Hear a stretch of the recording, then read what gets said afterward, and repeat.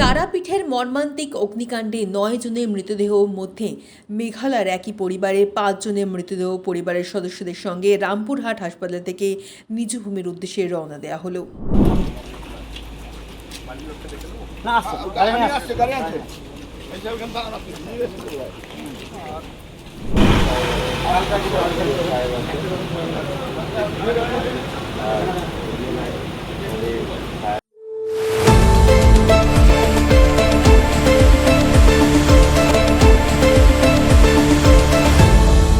আপনারা দেখছেন এই বেলা বাংলা, শিরোনামে সবার আগে।